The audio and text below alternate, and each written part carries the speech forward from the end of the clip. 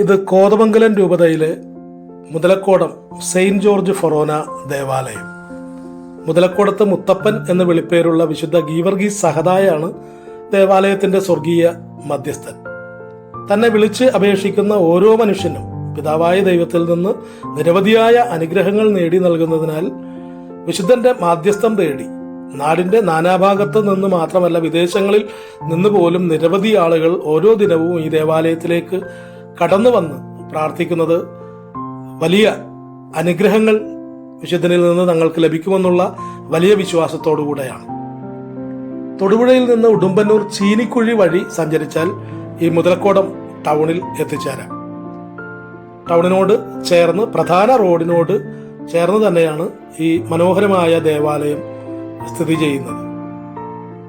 കൂപ്പിയ കൈകളുടെ ആകൃതിയിലാണ് ഇന്ന് കാണുന്ന ദേവാലയത്തിന്റെ മനോഹരമായ മുഖവാരം. ദേവാലയത്തിന്റെ മുൻപിലായി നമുക്ക് കാണാൻ കഴിയുന്നത് ഒരു കരിങ്കൽ കുരിശാണ്. വലിയ ഈ കരിങ്കൽ കുരിശിൽ രാത്രിയും പകലുമൊക്കെ ആളുകൾ തിരികത്തിച്ച് പ്രാർത്ഥിക്കുന്നത് ഇവിടുത്തെ ഒരു പതിവ് കാഴ്ചയാണ്. ഞാനിപ്പോൾ വന്നിരിക്കുന്നത് മധ്യാഹ്ന സമയത്താണ്, അതുകൊണ്ട് ആണ് ഇപ്പോൾ ഇവിടെ നമുക്ക് ആളുകളെ കാണാൻ കഴിയാത്തത്. ഇല്ലെങ്കിൽ സദാസമയവും ആളുകൾ ഈ ദേവാലയത്തിലേക്ക് കടന്നു വന്ന് പ്രാർത്ഥിക്കുന്നത് നമുക്ക് കാണാം. ദേവാലയത്തിനകത്ത് പ്രവേശിക്കാം. ഇതാണ് മനോഹരമായ ദേവാലയത്തിന്റെ ഉൾഭാഗം. വിശുദ്ധരുടെ തിരുസ്വരൂപങ്ങളുമെല്ലാം ദേവാലയത്തിനകത്ത് നമുക്ക് കാണാം. ദേവാലയത്തിന്റെ സ്വർഗീയ മധ്യസ്ഥനായ വിശുദ്ധ ഗീവർഗീസ് സഹദായുടെ തിരുസ്വരൂപം വലിയ തേജസ്സുള്ള ഒരു മുഖമാണ് നമുക്ക് ഈ തിരുസ്വരൂപത്തിൽ കാണാൻ കഴിയുന്നത്. വിശുദ്ധന്റെ മധ്യസ്ഥം തേടി ഓരോ ദിവസവും ഈ ദേവാലയത്തിലേക്ക് നിരവധിയായ ആളുകൾ കടന്നു വരികയും പ്രാർത്ഥിക്കുകയും അനുഗ്രഹം നേടുകയും ചെയ്യുന്നു എന്നുള്ളത് വലിയ പ്രത്യേകതയാണ്. ആദ്യകാലത്ത് മുതലക്കോടത്ത് ദേവാലയം ഉണ്ടായിരുന്നില്ല.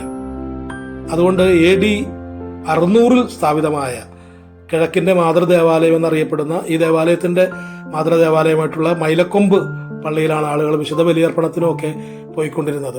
അക്കാലത്ത് കിലോമീറ്ററുകൾ അകലം വാഹനങ്ങളൊന്നും ഇല്ലാത്ത കാലത്ത് നടന്നുമൊക്കെ പോയി വിശുദ്ധ ബലിയർപ്പണങ്ങളിൽ പങ്കെടുക്കുക വലിയ പ്രയാസമായപ്പോൾ ഇവിടെ ഒരു ദേവാലയം വേണമെന്ന് ആഗ്രഹിക്കുകയും അങ്ങനെ ആ കാലത്ത് ഇവിടെ ഉണ്ടായിരുന്ന സമ്പന്നയായ ഒരു സ്ത്രീ മുതലക്കോടത്ത് താമസിച്ചിരുന്ന മറ്റത്തിൽ മുത്തി എന്നറിയപ്പെടുന്ന ഒരു സ്ത്രീയാണ് ഇവിടെ ദേവാലയം സ്ഥാപിക്കുന്നതിന് വേണ്ടിയിട്ടുള്ള പരിശ്രമങ്ങൾ ചെയ്തത്.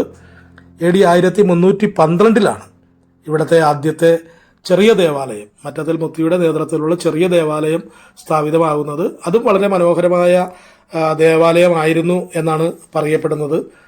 കല്ലും ഒക്കെ വെച്ച് കനമുള്ള ഭിത്തികളും ഒക്കെ ആയിട്ട് പണിതിട്ടുള്ള വളരെ മനോഹരമായ ദേവാലയമായിരുന്നു എന്ന് പറയപ്പെടുന്നു. ഇന്ന് നമ്മൾ കാണുന്ന ഈ ദേവാലയം ഇവിടെ സ്ഥാപിച്ചത് 1973 ബഹുമാനപ്പെട്ട ജോർജ് അച്ഛൻ്റെ കാലത്താണ്. ചാത്തൻകോട്ട് ജോർജ് അച്ഛൻ്റെ കാലത്താണ് ദേവാലയം ഇവിടെ സ്ഥാപിക്കുന്നത്. അതിനുശേഷവും നവീകരണങ്ങളൊക്കെ ഈ ദേവാലയത്തിന് നടന്നിട്ടുണ്ട്. സമീപകാലത്ത് നടന്നിട്ടുള്ള നവീകരണങ്ങൾ നമുക്കിപ്പോൾ ദേവാലയത്തിൻ്റെ അകത്ത് കാണാം. ഇങ്ങനെ വലിയ ഭക്തിയുടെയും വിശ്വാസത്തിൻ്റെയും പ്രതീകമായിട്ട് ഈ മുതലക്കോടം സെയിൻറ്റ് ജോർജ് ഫൊറോന ദേവാലയം ഉയർന്നു നിൽക്കുകയാണ്. 1887 സുറിയാനിക്കാർക്കായി കോട്ടയം തൃശൂർ വികാരിയാത്തുകൾ സ്ഥാപിതമായപ്പോൾ ഈ മുതലക്കോടം പള്ളി കോട്ടയം വികാരിയത്തിന് കീഴിലായിരുന്നു. 1896 വികാരിയത്ത് എറണാകുളം വികാരിയത്ത് സ്ഥാപിതമായപ്പോൾ അതിന് കീഴിലും 1956 കോതമംഗലം രൂപത സ്ഥാപിതമായപ്പോൾ ഇതിന് കീഴിലേക്ക് കോതമംഗലം രൂപതയുടെ കീഴിലേക്കും ഈ ദേവാലയം വന്നു എന്നാണ് ചരിത്രം പറഞ്ഞു വയ്ക്കുന്നത്. സിറോ മലബാർ സഭയിലെ ഒരു പ്രമുഖ തീർത്ഥാടന കേന്ദ്രം കൂടിയാണ് ഈ മുതലക്കോടം സെയിൻറ്റ് ജോർജ് ദേവാലയം.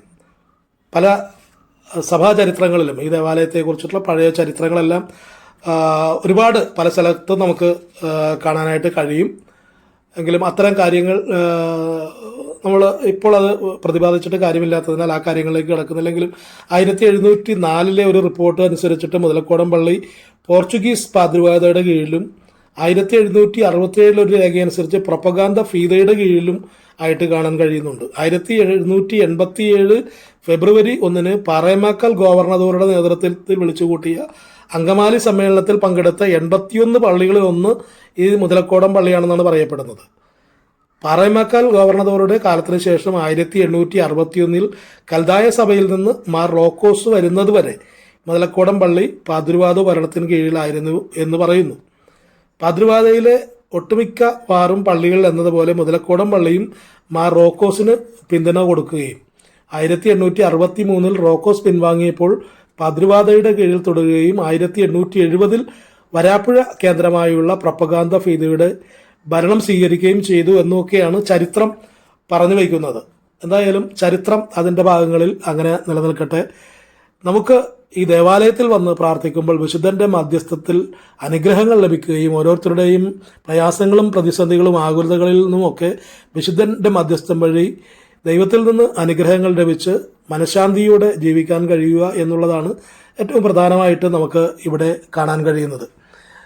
എല്ലാ ഞായറാഴ്ചകളിലും ഈ വിശുദ്ധ ദേവാലയത്തിൽ 4 ബലിയർപ്പണങ്ങളാണ് ഉള്ളത്. തിങ്കൾ മുതൽ വെള്ളിയാഴ്ച വരെ 2 വിശുദ്ധ ബലിയർപ്പണങ്ങളും വെള്ളിയാഴ്ച 3 കുർബാനകളും ആരാധനയും നൊവേനയും ഒക്കെ ഉണ്ട്.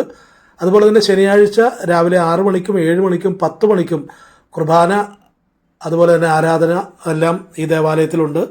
ഏപ്രിൽ മാസം 16-ാം തീയതി മുതൽ ഏതാണ്ട് മെയ് 1-ാം തീയതി വരെ ദിവസങ്ങളോളം നീണ്ടു നിൽക്കുന്ന തിരുനാളാഘോഷം മുതലക്കോടത്തിൻ്റെ തന്നെ ഒരു ആഘോഷമാണ്.